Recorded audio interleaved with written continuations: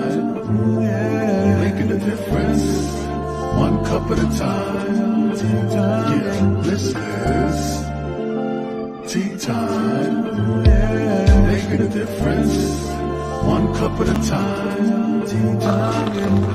So be sure to grab your tea, grab a seat, and tune in to Miss Liz. Tea time, making a difference, one cup at a time. Tea time, yeah. Tea time, time.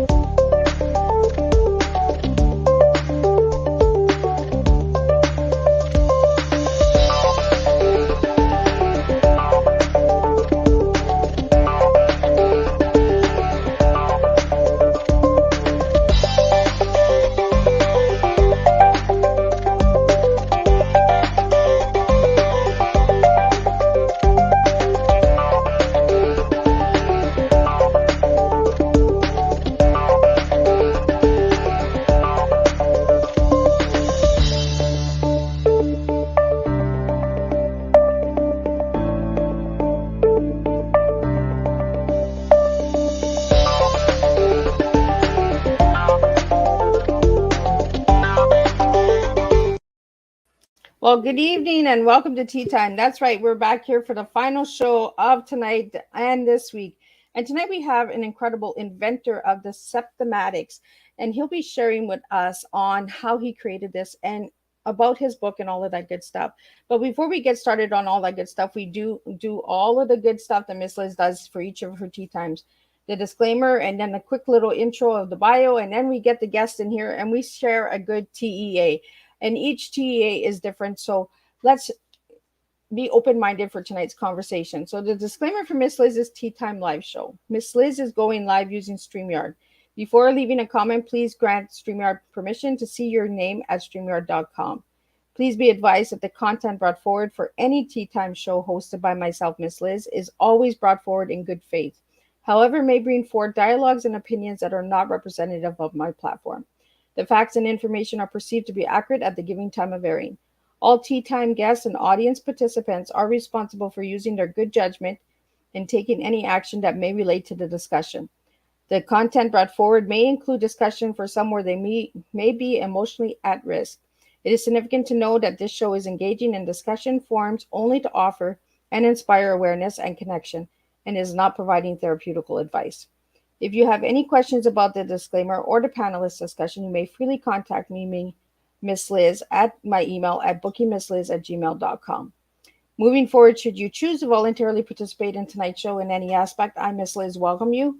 And if you should choose that tonight's show is not made for you, I will respect that and see you at a later show at a later date. And again, all tea times this year are done on Thursday unless it's a rescheduled tea time. So now let's get a little into who Jim Marshall is.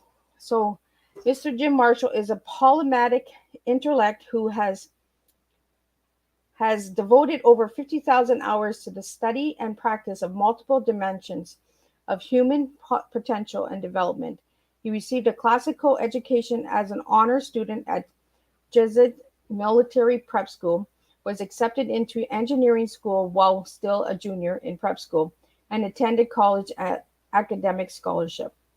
He graduated college with a Bachelor of Science cum laude. While still at an undergraduate, he began the studies of an altered arts and science, which today would be described as transformational and holistic. Eventually, he became a professional practitioner, and after 28 years of formal education, had a long career as a human development engineer. Jim has integrated the best aspects of the most advanced techniques of the planet and expanded their limits by his own research and discovery. He has successfully treated and or trained hundreds of clients over a 40-year career, and is the inventor of Septemics and several consciousness expanding systems. His areas of expertise include philosophy, teleology, science, engineering, mathematics, laws, literature, history, music, organization, and many, many more. So let's get Jim in here and let's find out what Septematics is all about. So welcome, Jim. It's an honor to have you here tonight. Hi, Liz. So could you get into what Septematics is and how you got all started on this, Jim? Okay, well, first of all, it's called Septemics. Septemics. Septemics. Septemics. Well, Septemics is a philosophical science based on the fact that many phenomena related to human beings occur in a sequence of 7 levels. Literally, the word Septemics means over pertaining to 7. Septemics comprises a collection of scales or sequences, each of which breaks down various human phenomena into a hierarchy of 7 steps. There are 35 such scales which span the spectrum of human experience, by which I mean any situation or difficulty or dilemma which arises in the life of any person can successfully be analyzed by one or more of these scales. 24 of the scales apply primarily to individuals and 11 apply primarily to groups. That's as far as what Septemics is. Now, you also asked me how I got into this? Yes. Okay, so this is a longer answer. So the story really starts when I was at age 16 accepted into an elite engineering school, which I attended on academic scholarship. Now, I thought at the time that I was going to be engineering physical things like every other engineer, such as electrons or airfoils or motors. But by the time I had my bachelor's degree, I realized that I wanted to engineer the human psyche, which is not physical at all. And to make a long story short, I had a long career as a human development engineer, as you mentioned, helping hundreds of people. And while I was doing so, I started to notice incidentally that my clients were improving in ways that were predictable to me. Now, I never told this to anyone, but I made notes. And as the decades rolled by, I started accruing all of this data, which made it clear that my clients were at some level on any one of several different axes.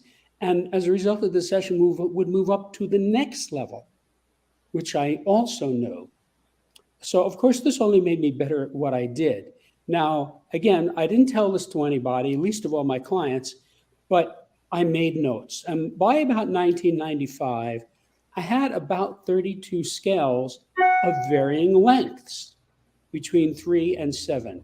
Now, there was one scale in particular that I had that by then I knew axiomatically was correct. It was actual. In other words, it was always reliable. And I realized in 95 that it had a 7th level, which was a big turning point for me. When I inserted that 7th level into the 6th level scale, it manifested mathematically. And being a mathematician, I knew that that meant that I had discovered natural law. Whatever this thing was natural law. Because anything that has mathematics embedded in it is natural law. So I then asked myself, I wonder how many of these other scales are actually 7-level scales that had not been developed all the way because I wasn't developing anything. I was just treating my clients and making notes. So knowing what I was looking for, I inspected these other 32 scales or whatever the number was that I had at the moment. And because I knew what I was looking for, they all went to 7 pretty easily. And I realized in a period of months that I had about 32 7-level scales. Now, I said, as each one went to 7, it manifested mathematically, which again told me this is natural law, in the same sense that the Fibonacci sequence is natural law. So I said, wait a minute, I can go from helping people by the hundreds which is what I have been doing as human development engineer, to helping them by the millions by putting this in a book and getting it out. So the first draft was completed in December of 95, and I sent it to colleagues of mine, all of whom had graduate degrees in a variety of subjects. And although they all had different responses, they all loved it. So that told me, okay, this is exactly what I think it is. It's a new subject. So then I embarked on a 25-year journey of perfecting this subject. So realize I had to first discover the phenomena, which was largely done by 95, although I did find 3 more scales as I was writing the book. Then I had to use this data to craft a workable philosophic system. That took 20 years. But the most time-consuming aspect of this was expressing it in a way that would make sense to the average reader. So there were many rewrites, and I kept rearranging the book. And for example, I added glossaries, not only one for every chapter, but there's even one for the introduction. So that really helps as far as getting the people to understand what I'm talking about. So after 25 years, I said, well, I'm not going to live forever. I better get this book out. And I published it. That was 2 years ago. And since then, I've been promoting the book. And I should mention that anybody who's ever read this book has had a positive reaction. I've never had anybody say anything like, I don't get this, or this doesn't make any sense, or anything like that. Usually the reaction I get is something like, wow, or this blew me away. Now, I'm telling you what they say. I don't speak that way, but that is what they tell me. So when I get a chance to explain this to people, they get it. And when they actually see the scales themselves, then they really get it, because this is designed to wrap around the reader. In other words, each one of these scales is expressed in what you might call a table or a spreadsheet. And when you look at that table or spreadsheet, it makes sense to almost everyone right away. So you realize you're looking at natural law. So because it's natural law, it connects with people. People look at it, and it's like the Fibonacci sequence. You don't need to be convinced of the Fibonacci sequence.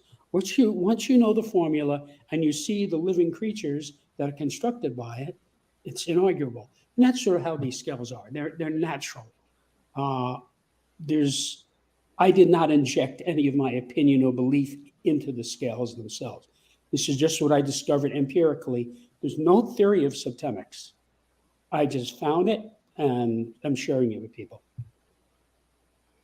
So why is the septemics significant? Well,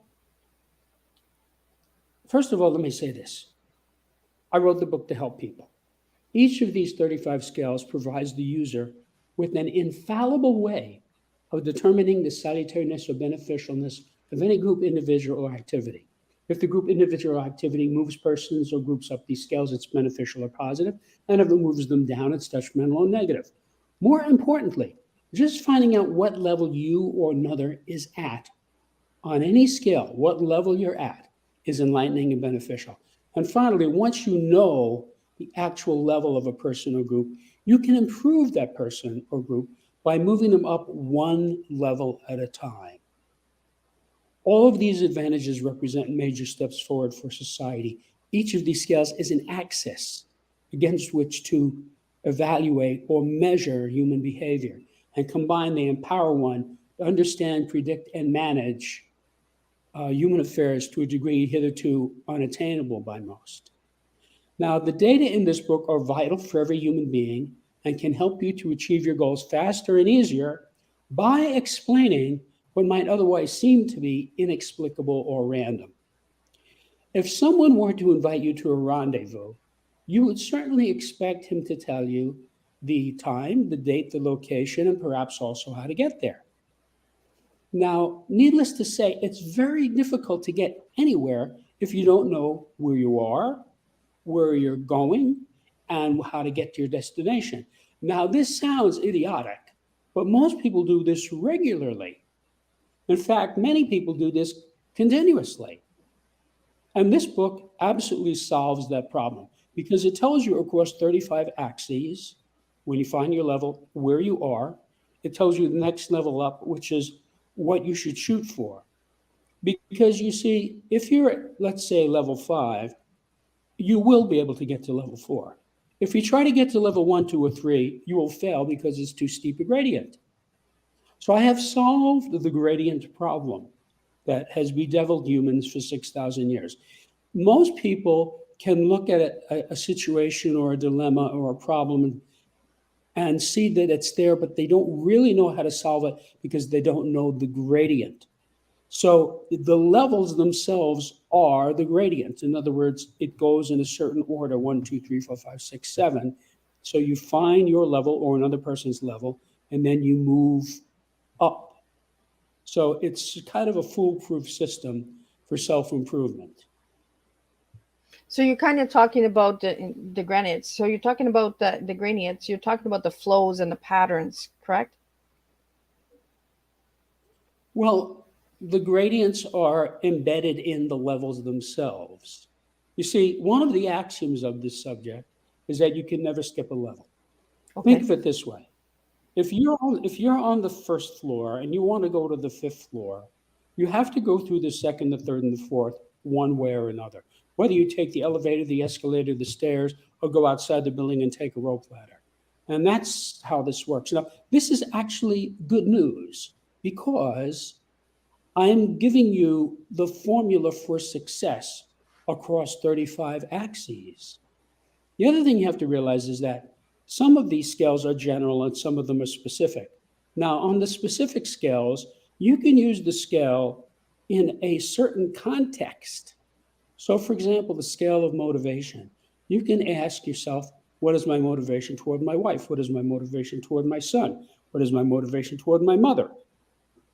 And you can ask yourself, what is my boss's motivation toward me? What is my next door neighbor's motivation toward me? And so forth. So you could use that one scale in maybe 100 different applications. So you could just use that one scale alone to dramatically improve your understanding of your life. And every time you find a level, either of yourself or another person, your mind clarifies because you throw out the other 6 levels. You know exactly what level you're at. And then you're also benefited by knowing what the next level up is, and that becomes your target. So instead of wondering, well, what do I do now? The book tells you what you do now. You're at this level, and therefore you will be able to get up to the next level. And so you could help people to improve their lives, and you yourself can improve your life by using just this book alone. You don't really need anything else. I wrote it in such a way that once you have the book, that's all you need. You don't need to take a course. You don't need to spend any money. You don't need to hire a facilitator or anything. It's all in the book.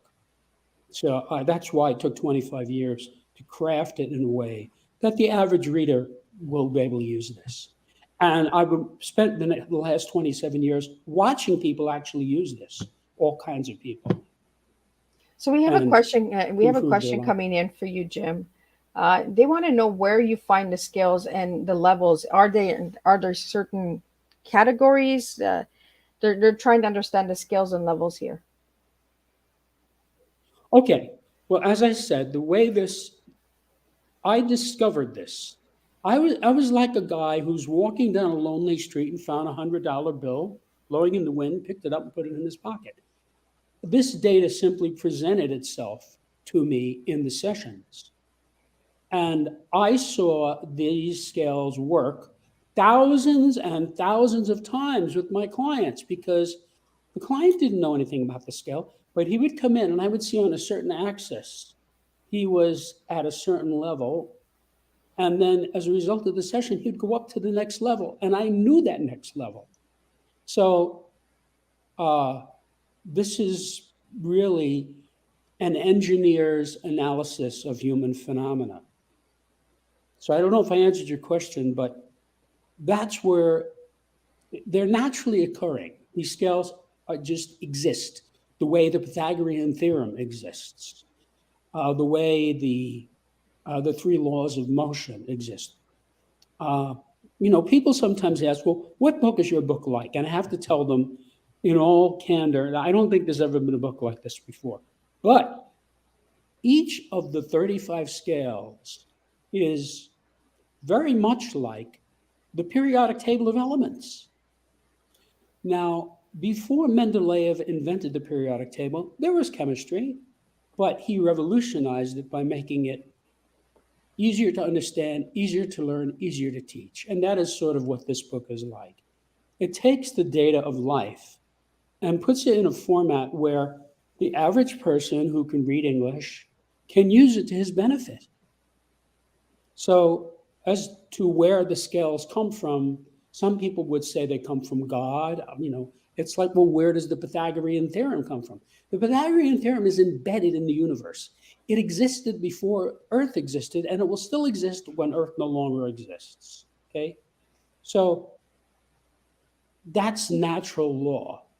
So people who don't know too much about natural law will sort of wonder about this, but I think the Fibonacci sequence is a really good way to think about this, because it's a simple formula. Once you know the formula, you can predict all of the numbers to infinity, and you can go around finding seashells and flowers and pine cones that have these numbers embedded in them.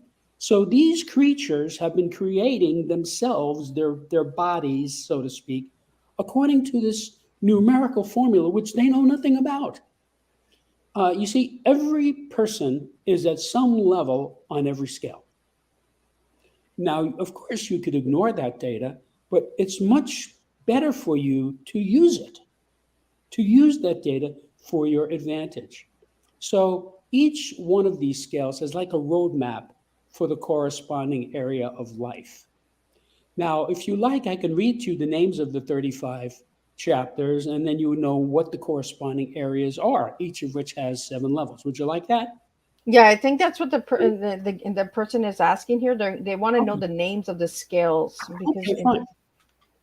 So these are the individual scales, meaning they apply more to individuals than to groups. The scale of basic purposes, the scale of personal influence, the scale of choice, the scale of permeation, the scale of thought, the scale of identity, the scale of evaluation, the scale of motivation, the scale of control, the scale of stopping, the scale of scholarship, the scale of literacy, the scale of human ability, the scale of memory, the scale of spiritual identity, the scale of mental deletion, the scale of aberration, the scale of physical fitness, the scale of justification, the scale of belief, the scale of equanimity, the scale of attack, the scale of conflict, and the scale of reaction. And the group scales are the scale of relationships, the scale of life spheres, the scale of government, the scale of civilization, the scale of survival, the scale of management, the scale of exchange, the scale of communication, the scale of allegiance, the scale of sexuality, and the scale of politics. And I have 2 comments about this. One, each scale is unique. You cannot infer anything about scale A by studying scale B. And the other thing is that every one of these scales has the potential to dramatically improve the life of the reader. Different people will connect with different scales in different ways because every person is unique. Are you still hearing me? Yep, I can hear you, and they're understanding a little bit more now since you've mentioned the scales as well, Jim. I think when we just keep hearing the word scale, we're not understanding what scales are. So Okay. for you to tell us what the scales are now, I think they're starting to understand a little bit more of what we're talking about tonight. Right. And we talked about this in the back about how perspectives and how people think in different ways, right? Depending on their lifestyle, depending on their environment, their education, because each person is unique, like you just said. Each person has their own way of learning. So who would be the best reader for your book? I'm sorry, I didn't hear what you said. Who would be the best reader for your book? Like to read your book, what audience would benefit from it the most? Okay. Okay. Well, there's a couple of different answers to that question. The best answer is that anyone who can read English reasonably well and wants to improve himself or his life should get this book because that's what it does. That's what it's for. And it's universally applicable. In other words, this cuts across all demographics. It does not matter gender, age, race, ethnicity, socioeconomic level, education. As long as you can read English and you follow the instructions in the book, it tells you how to study the book and how to use the book, you will get it. You'll get it. This is not obscure uh, material. In other words, people get this right away. And I Yeah. can tell you an anecdote to explain that. About 20 years ago, I was talking to a friend of mine. He didn't know anything about Septemics or the book. And we were talking about politics and government. I said, wait a minute, let me show you something. So I opened up the transcript. The book was in a transcript form at that time. And I handed him the scale of government. I showed him that page. So he took it. I didn't say anything to him. He took it, and in 1 or 2 seconds, he pointed and he said, right there, that's where I am. He found his level on that scale without my even suggesting that that's what the scale was for. He didn't know that. That's how easy this is to use. And I'll give you another example of something that happens frequently. A guy looks at a certain scale, right? He doesn't know the material. And like he's going down and he gets to, let's say, level 4. And he says, wait a minute, this is my father-in-law. This is exactly how he is. See, he wasn't thinking about his father-in-law. But the manifestation there describes him perfectly because it's natural phenomena. Mm-hmm. So basically, what I tell all of my students and readers and such is this is a textbook on a new subject. Study it the way you would study a textbook if you were taking a course on a new subject. You start with line 1 and you go through line by line, making sure you understand everything before you go on. And when you get to the end of the book, go back to the beginning, read it again, and then find your level on every scale. And by the time you finish that, you will be a new person because it clarifies your mind. For example, the first scale in the book is the scale of basic purposes. What could be more important to know than one's basic purpose, either your own or another's? So when you study this, you will be able to find your basic purpose. And that clarifies your whole life because your whole life is in that context. That is how you have been living and will continue to live. Because most people spend one's entire life at a specific level of that scale. This is a persistent trait. In other words, people don't move much on this, if at all. Most people don't move on this scale. There are occasional exceptions where a person will go up a level or down a level. But once you find your basic purpose, the light bulb goes on over your head. You throw out the other 6 levels. You say, that's not for me. That's other people. I'm at this level, and that's what I'm about. And then you can go about your business knowing who you are, what you're trying to do. Your basic purpose is what you're trying to do. Now, whether or not you succeed is another thing, but that's what you're trying to do. So, for example, I know the basic purpose of every president of the United States, going back as far as Franklin Delano Roosevelt, and many of the presidents before that who I studied, such as Washington and Lincoln and Jefferson. So I know what those people are about. You see, as I said, this is not obscure. People tell you their levels. If you just listen to someone, he will tell you his level on some scale. For example, I can listen to someone talk for 5 or 10 minutes and know what level he's at on the scale of literacy just by listening to him talk. Now, that helps me to understand. That's a very specific thing. So, for example, I had clients who came to me from Europe. Their first language was not English. So I had to take that into account in dealing with them. So knowing this, being able to spot where they were on the scale, facilitated my helping them. So, if, for example, if I were going to have a conversation with Jordan Peterson, he's at a very high level of literacy. That would be very different from the conversation I would have with, let's say, the person who cleans my house, who's at a lower level. Now, this is not about judgment. It's just about knowing what's there. Now, think of it this way. Let's say you say to me, come to my house and look at my garden. I say, okay. So I look at your garden. I see you have roses, you have tulips, you have forget-me-nots, you have chrysanthemums, right? Because I know these categories of flowers, okay? So I can distinguish. That doesn't mean one of them is not as good as another. It's just different flowers. So I describe this as a descriptive science comparable to botany or astronomy. So the levels are there, and you will have a huge advantage if you take advantage of this data. Think of it this way. When you take your car out to drive on the road, there's signage which tells you how to drive safely. It tells you the speed limit, whether you can make a U-turn, where there's a stop sign or a light, no left turn, and so forth. If you don't obey the signage, hundreds of terrible things can happen to you. You can kill somebody. You can kill yourself. You can lose your license. You can have your insurance premium raised.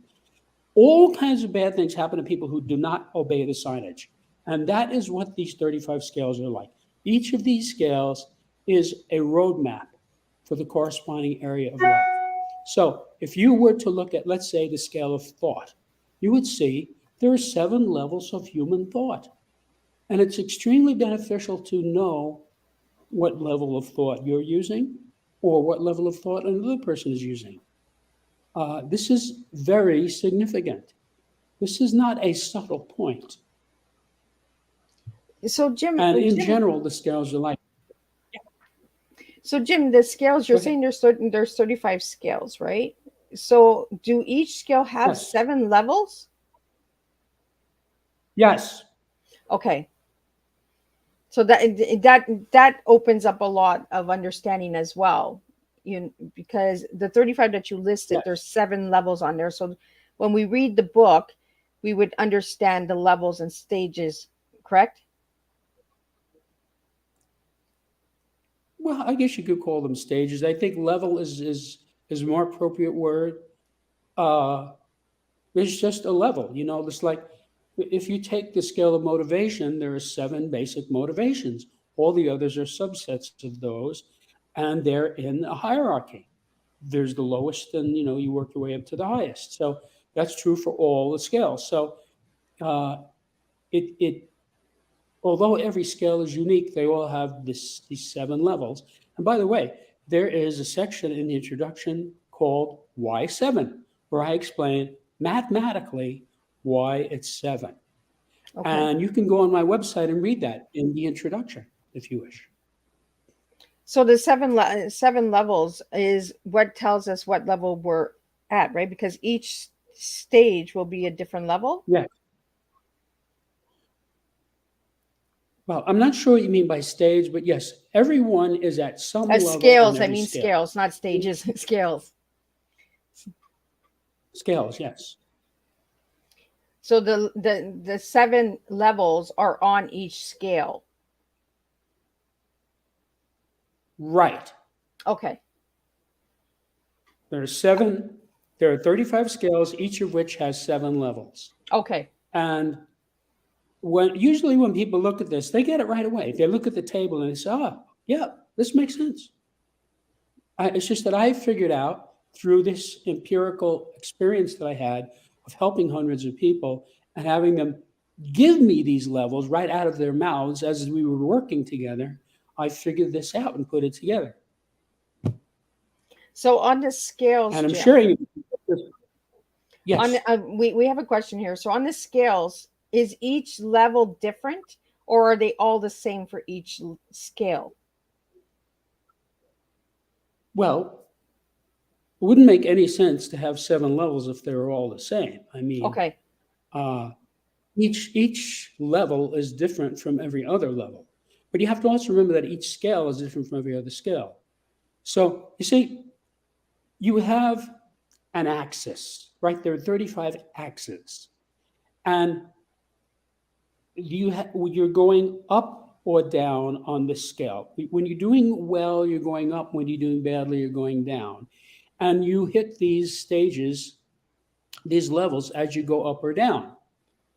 And the power is when you find your level, you know exactly what condition you're in, and you know what to do next, because you can shoot for the next level up and you will be able to get there.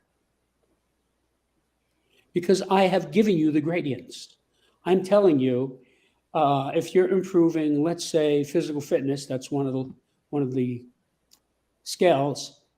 There are 7 levels of physical fitness. And if you find your level and focus on getting up to the next one above that, you will improve. If you don't know your level, you're just sort of wandering around. And that's how most people live. They just sort of wander around. They don't really have any scientific sense of, on this axis, I'm at this level. So this is a big step forward for anybody who uses it. So do you speak about this in colleges and seminars and webinars and all that, Jim? Well, what I've been doing so far is I've done about over 130 interviews, similar to this one, in many different media. And many of the hosts have me back and actually put the scales up on the screen and have me elucidate the scales. So I'm, in a sense, teaching a course. I'm, in a sense, explaining the scale to the viewer. So I'm sort of explaining all of this online, which is kind of how things are going now. You know, we're moving away from the old system of going into classrooms, going to the universities, and moving more now toward everything being online, because you don't have to go anywhere.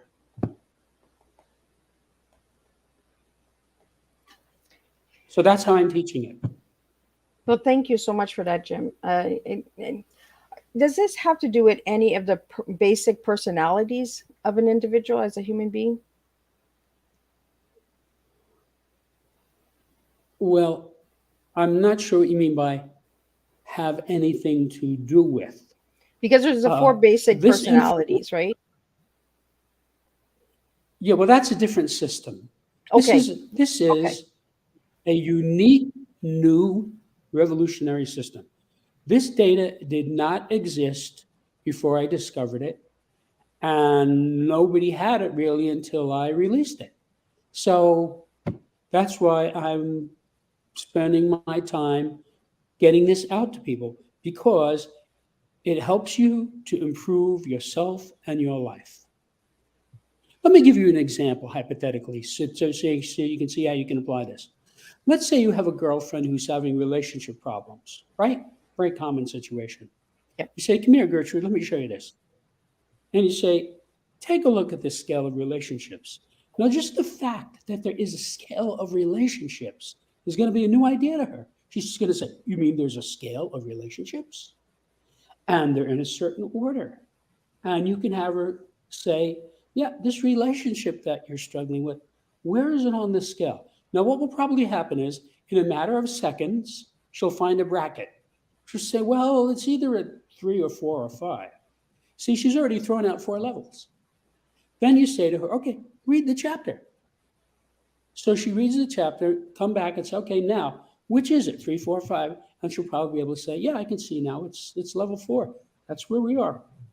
It's defined. So that gives her clarity on what this relationship is, what's going on. Now, it also tells her she can improve it by moving it to level 3. And that is something that, assuming she has some cooperation from the other person, they will be able to do, because it's the next level up. So it tells you how to improve it. Then you can say to her, let's look at the scale of sexuality. Now, I already know if 2 people are not compatible on the scale, they cannot have a successful romantic relationship.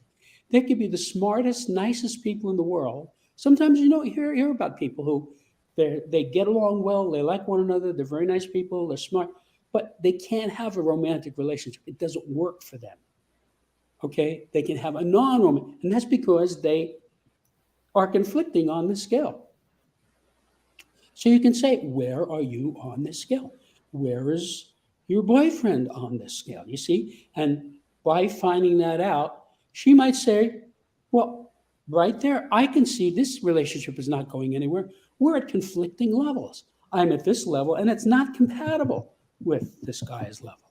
So this isn't going to work. So you just did a big favor for that person by telling them not to waste more time on a relationship that's going nowhere. And it tells you right there.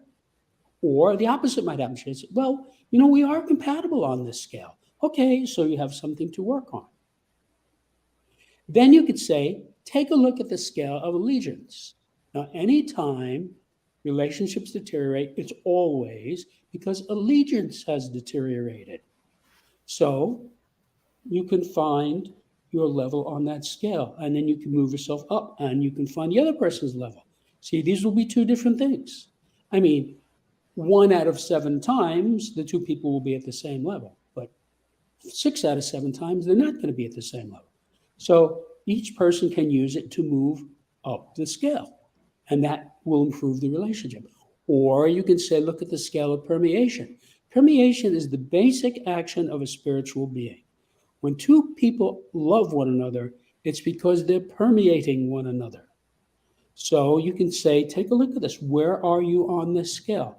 This is an individual scale. And you can say, well, I can see here, after studying it, I'm at level, let's say 4, and where's the other person? Well, maybe the other person is at a lower level. Maybe the other person is at level 6. And you see, that's part of the explanation of why they're having this relationship problem. And if you're going to continue with the relationship, you both should be moving up, and that makes it better. If you're at 4, you move to 3. If she's at 6, she moves to 5. And at that point, you will have a better relationship because you'll be permeating one another better. When you can't stand somebody, you don't want to permeate him. You want him far away, right? So where there is hatred, there's no permeation. And when there is love, there's tremendous permeation. And again, you can look at the 7 levels and you'll see that they make sense because they're naturally occurring. Well, you said earlier in the show, Jim, that you said earlier in the show, Jim, that no one will ever have a level 1 or 2, correct? I don't think I said that. No. Oh, okay. So I must have misunderstood. Yes. So I misunderstood. So the level 2 and 1, is that the strongest level out there? Well, again, every scale is unique. Generally speaking, level 1 is the highest level on the scale. That's why it's called level 1.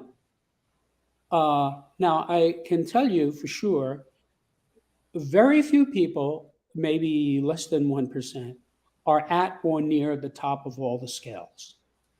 A larger number, maybe 2%, are at or near the bottom of all the scales. Most of us are high on some scales and low on others. And that's why different people use different scales to correct their lives. So, for example, a very famous example of this that we all know is Bill Clinton. In his field of endeavor as a politician, he is a very smart person. He was a Rhodes Scholar. If you listen to him speak or read his writings, he's a very smart man. He knows politics. If I wanted to discuss politics, I would love to discuss it with him because he knows what it's about. Okay? So on the scale of human ability, he's at a very high level. However, equally notorious is the fact that he's a serial abuser of women. Now, I'm not telling any tales out of school here. Everybody knows this, right? I mean, he was sued by many women because of the way he treated them. And women have come out and gone on video and explained in detail how he raped them.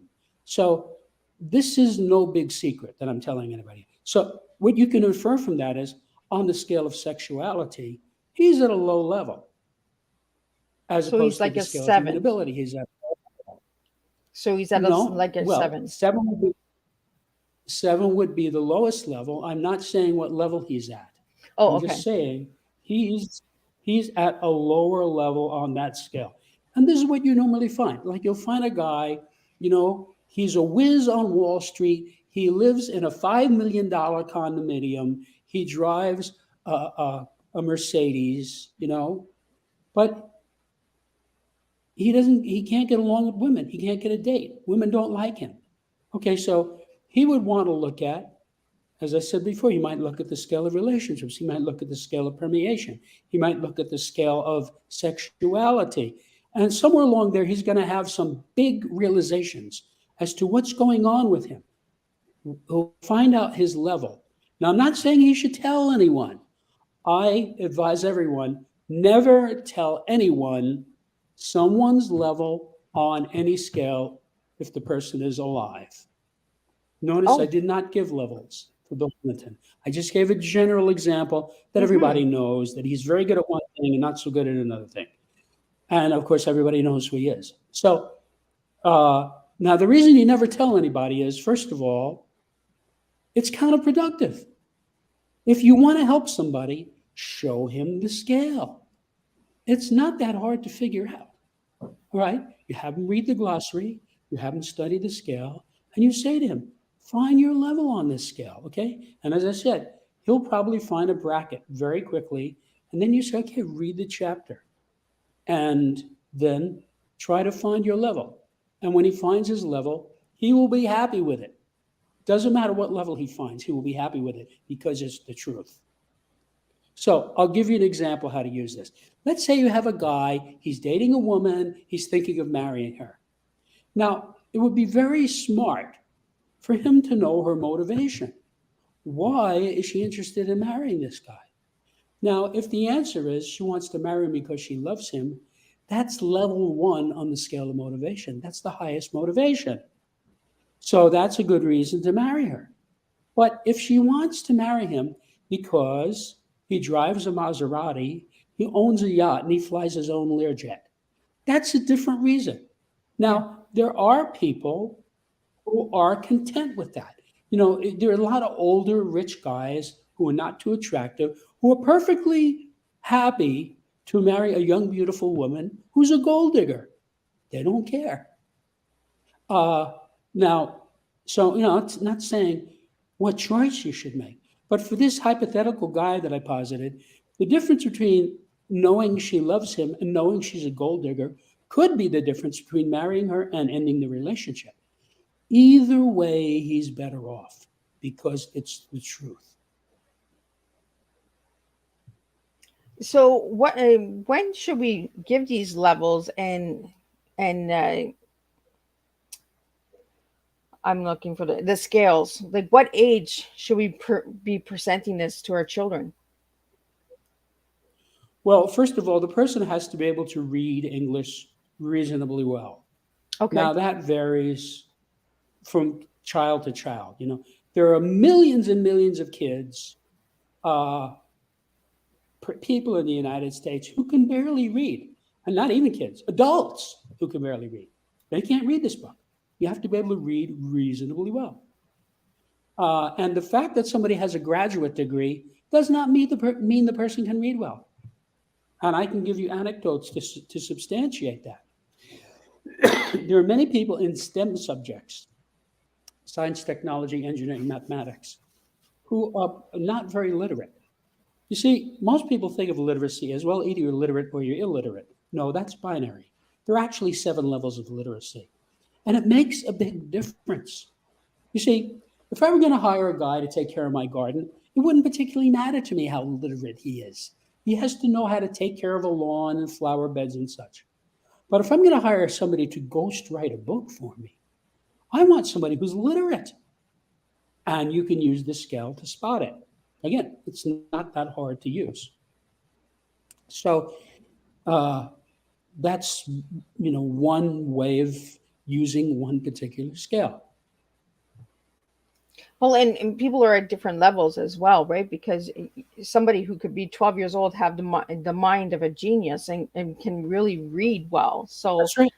that's why I'm asking That's right. what age level would be able to understand the levels and the scales? Depends on the kid. Okay.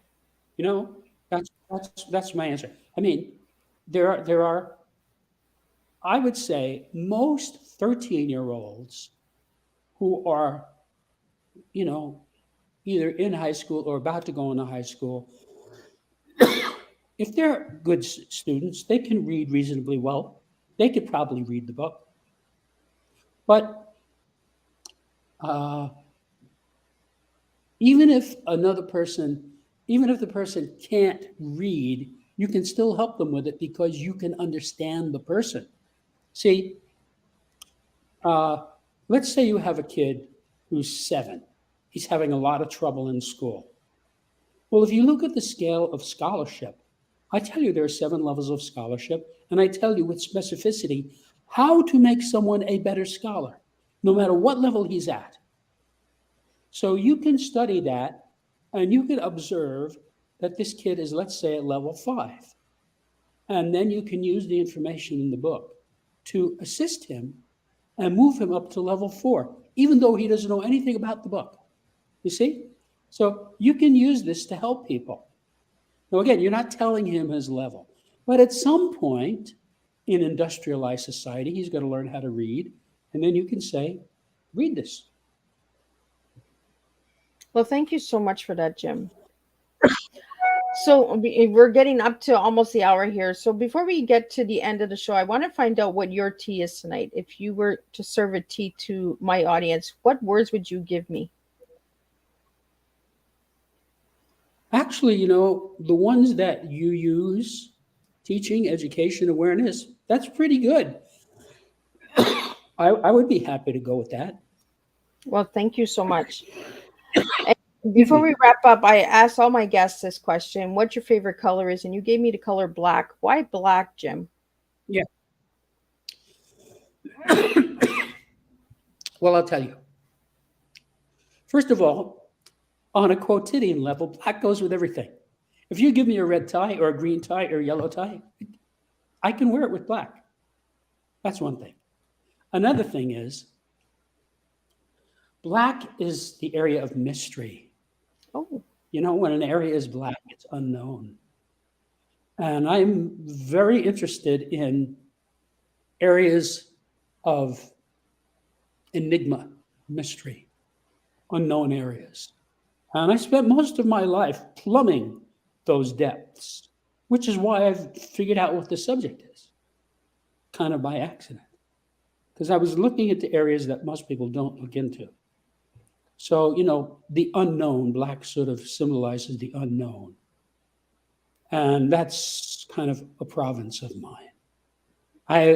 When I find an area of unknown, I study it, or I meditate on it, or both, and then I come to understand it. And then it's no longer black to me, and I go on to another area of blackness. and that's really interesting that you say mystery, because black is a mystery color, right? It's a solid color, so it's a really color that's really firm. Like the pattern is solid, correct? Yeah, well, black, I mean, from a physics point of view, black means no light. A black object reflects no light. That's why it looks black. I'm sorry, I don't know why I'm coughing now. Oh, that's okay. And I asked you one word to describe yourself as an individual, and you gave me the word ethics. Why ethics for? Yes.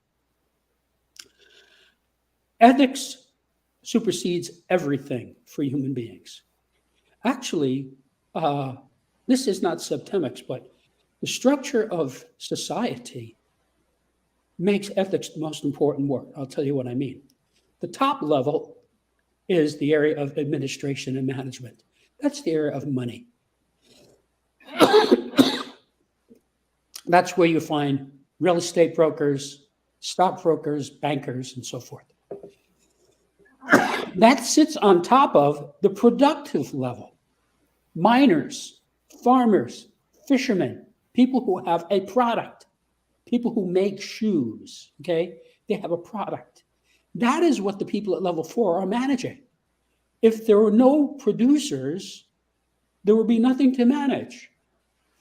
But below that is the level of ethics. Because if, let's say, you hire an engineer to work on a startup, if the guy fails to show up because he has a hangover or because he is on drugs, it doesn't matter how good an engineer he is. He's not there. Yeah. So this is a lot of what's wrong with society. Ethics is missing. You have to have ethics in order to succeed at anything. Ethics basically means doing what you believe is right. That's in a rudimentary way, that's what ethics is. Now, below that, you have people who lack ethics. Those people we call criminals. And that's why we have police and military. So that all of society is in those four strata. And the operative one is ethics, because if you don't solve ethics, you don't have anything. Well, I want to really So thank like you, say Jim. we have a guy. Okay, I was just going to give an example. Say No, you have no, a guy who's, go ahead. he's, say you have a guy who's very smart, right? He's going to school, he's getting straight A's, but he holds up a gas station, right? That's stupid, all right? That is a lack of ethics. That is not an ethical thing to do. And so instead of graduating college, he goes to jail. So really ethics, that's what I'm focused on all the time. Am I doing the ethical thing? Like, for example, I'm on a very strict diet, and I spoke to a medical assistant once. She said, "Do you ever cheat?" I said, "No." She said, "Well, how do you do that?" I said, "Well, I just figure out what I should be eating, and that's what I eat. I don't eat anything else because I already figured out what I should eat." So if I were to, for example, eat sugar, that's not ethical. I know it's bad for me. And so therefore, if I were to do it, it would be unethical. Therefore, I don't do it. So there are people who they're weak in the area of ethics, like a guy who cheats on his wife or a wife who cheats on the husband. That's unethical. Now, if you want to go to the wife and say, "Look, I want a divorce, I want to go out with somebody else," okay, do that. That could be ethical, but not to sneak around behind the person's back. That's unethical. And that's what mostly our problems are about. And that truly is the issue. Is we're sneaky, so we're not ethical.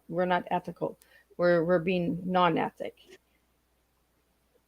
Well, yeah, I mean, if a person is ethical, he's usually very open. Yep, very transparent. Usually he doesn't have anything to hide. Yep. You know, like if the police come and say they want to search my house, I say, "Fine, have a good time." I would hope they don't plant something because they're trying to get at me. But I mean, that's kind of a paranoid thought, so I wouldn't necessarily think that way. But I don't care if they look in my closets. What are they going to find? They're going to find clothes and shoes, you know? Yeah. So now somebody who's dealing drugs or dealing arms or something like that, he's not going to want police sneaking around his house because he's doing unethical things. Yeah. So, Jim, if anybody would like to get your book, where could they find your book? Well, I invite your listeners to go to my website, which is septemics.com, septemics.com, where you can find how to get the book. But before you do that, you can read what many readers of the book have said. You can read what journalists have written. You can read the reviews. You can read sections of the book itself. And you can even hear me giving a 15-minute pre-recorded explanation of what the subject is, which will explain it to you in 15 minutes. So then, if you want to get it, it's available in hardbound, softbound, and ebook. And it's available wherever books are sold. Of course, you can get it on Amazon and Barnes & Nobles, or you can get it from the publisher. But really, if you just type the word Septemics in a search engine, you'll get hundreds of responses, including all the people who are selling the book. You know, Joe's Bookstore in Seattle. Well, We'll thank have you it. so It'll much, come up. Jim. Well, I want to really thank you for being a guest tonight on Tea Time and sharing your tea and teaching us a little bit about ethics and colors and the scales and the levels. And for anybody that would like to know more about Jim Marshall's, please check out his website at septemics.com. Am I saying it right? Septemics. Septemics. Check out his website and you can find out more information there. I want to thank all the listeners and viewers who tuned in tonight, the people who sent in some questions and all of that good stuff. And I will see everybody next Thursday, same time, same place for 3 new shows. We'll be starting at 10 a.m., 3 p.m., and 7 p.m. And tonight, in about an hour, I'll be releasing all of the guests that will be coming on Tea Time in April. So stay tuned for that. Again, thank you, Jim. Don't leave. I'm just going to wrap up and close up the live, and then we're going to have ourselves a good evening. So again, thank you to everyone who has tuned into Tea Time tonight and making a difference one cup of tea at a time.